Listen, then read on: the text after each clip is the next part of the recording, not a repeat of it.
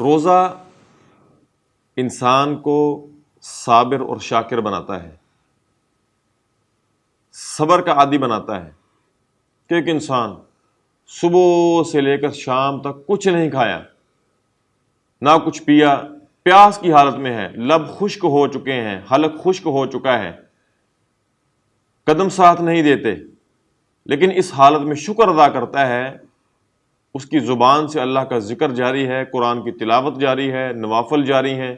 شکر ادا کرتا ہے، صبر کرتا ہے، صبح سے لے کے شام تک کھاتا کچھ نہیں، روٹی سے دور رہتا ہے، پھلوں سے دور رہتا ہے، ہر قسم کی حلال کھانے کی چیزوں سے دور رہتا ہے، بھوک ہے، بھوک صبح سے لے کے شام تک کاٹتا ہے، صبر کرتا ہے، کس کے لیے؟ اللہ کی رضا کے لیے، تو یہ اس کے حق میں بہتر ہے۔ تو روزہ انسان کو صابر بناتا ہے، اور صبر دین اسلام میں صبر کی بہت زیادہ اہمیت ہے، بلکہ عربی کا ایک مقولہ ہے الصبر نصف الایمان والصوم نصف الصبر، کہ آدھا ایمان صبر میں ہے، آدھا ایمان صبر میں ہے، اور دوسرا حصہ والصوم نصف الصبر، اور صبر کا آدھا حصہ انسان کو روزہ مہیا کرتا ہے۔ روزے کی بدولت انسان کے اندر صبر جیسی عظیم اور لازوال دولت انسان کو ملتی ہے۔ بلکہ عربی کا ایک اور مقولہ ہے المؤمن اذا جاع صبر، مومن جب بھوکا ہوتا ہے، بھوک محسوس کرتا ہے تو صبر کرتا ہے، وَإِذَا شَبِعَ شَكَرَ،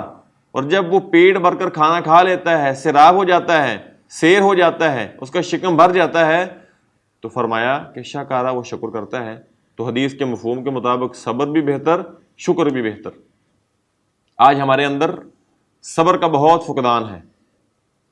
اتنا فقدان ہے اگر کوئی آزمائش آ جائے ہم اس میں صبر نہیں کرتے، صبر کا دامن ہاتھ سے چھوڑ بیٹھتے ہیں، بلکہ جس خالق نے ہمیں پیدا فرمایا، جس خالق کی ہر چیز ہم استعمال کر رہے ہیں، اس کی ہر نعمت ہماری زندگی میں شامل حال ہے، قدم قدم پر ہم جس کی دی ہوئی نعمتیں استعمال کر رہے ہیں، اگر وہ کبھی کبھار اپنی قربت عطا کرنے کی خاطر، اپنے قریب کرنے کی خاطر ہمیں آزما لیتا ہے تو ہم صبر کا دامن چھوڑ بیٹھتے ہیں، ہمارا صبر کا پیمانہ لبریز ہو جاتا ہے، اور ہم اس رحیم و شفیق ودود کریم خالق جو ہمارا رب ہے، ہم اس کے شکوے لوگوں کے سامنے کرنا شروع کر دیتے ہیں۔ عربی کا ایک مقولہ ہے، علماء کہتے ہیں، سلف صالحین کہتے ہیں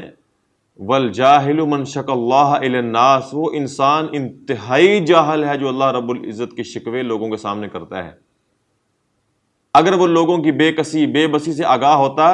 اور اللہ کی رحمت اور اللہ کے خزانوں سے آگاہ ہوتا تو کبھی اللہ کے شکوے لوگوں سے نہ کرتا۔ رسول اللہ صلی اللہ علیہ وسلم کے صحابہ اتنے عظیم، جتنے زیادہ عظیم تھے اتنے زیادہ مصائب کے پہاڑ ان پر توڑے گئے، لیکن سلام ان کی عظمت کو، سلام ان کے ایمان کو کہ کائنات نے آج تک ان جیسا ساور بندہ نہیں دیکھا۔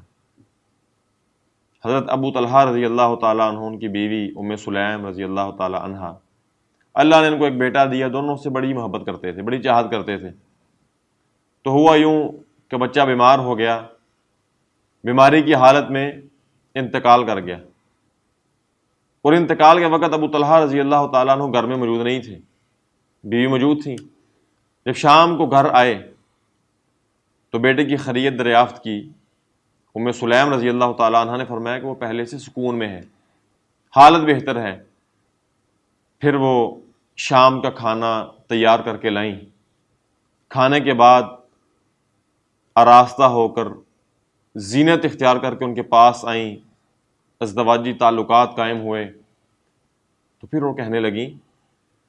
کیا میرے سر کے تاج، میرے خاوند، آپ کا کیا خیال ہے کہ اگر کوئی انسان کسی سے کوئی عاریتاً ادھار چیز لے، کچھ وقت گزرنے کے بعد وہ انسان جس کی وہ چیز تھی وہ اپنی چیز کا مطالبہ کرے، تو آیا اسے مطالبہ کرنے کا حق ہے؟ کہنے لگے جی ہے۔ دوسرے کو یہ زیب دیتا ہے کہ چیز مانگنے پر اس کے خلاف بڑک اٹھے؟ فرمانے لگے نہیں حق پہنچتا، کیونکہ عاریتاً چیز استعمال کر رہا ہے۔ فرمایا کہ اسی طرح اللہ نے ہمیں بچہ دیا تھا، اللہ نے واپس لے لیا ہے۔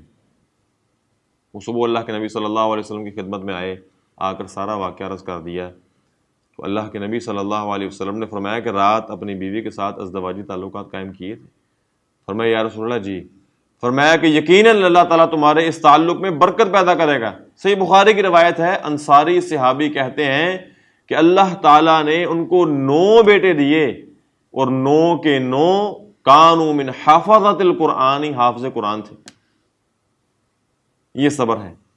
بلال حبشی رضی اللہ تعالیٰ عنہ کس قدر آلام، مصائب، شدائد، تکالیف، کرب، علم سے گزرے، لیکن ناشکری کا ایک کلمہ زبان پہ جاری نہیں ہوا۔ صہیب رومی رضی اللہ تعالیٰ عنہ کتنے ظلم ہوئے، پہاڑ توڑے گئے، بلا وجہ تڑپایا گیا، رلایا گیا، مارا گیا، لیکن ناشکری نہیں کی، صبر کیا۔ تو روزہ بھی صبر پیدا کرتا ہے۔ صبح سے لے کے شام تک اللہ کی فرما برداری پر صبر کرنا، حرام کردہ چیزوں سے پرہیز کرنے پر صبر کرنا، اپنے حقوق کا مطالبہ کرنے میں صبر کرنا، اور مصیبت کے پہنچنے پر صبر کرنا، بھوک پیاس کے پہنچنے پر صبر کرنا، یہ تمام جو صبر کے درجات ہیں یہ روزہ صائم کے اندر، روزے دار کے اندر پیدا کرتا ہے۔ تو کیا ہی اچھا ہو اگر ہم روزے سے اسباق لینا شروع کر دیں، کیا ہی اچھا ہو اگر ہم روزے کے اثرات ذرا رمضان سے باہر لے کر آئیں اور پوری زندگی پر حاوی کر لیں۔ اللہ سے دعا ہے کہ اللہ تعالی ہمیں صبر کرنے والے لوگوں میں سے بنا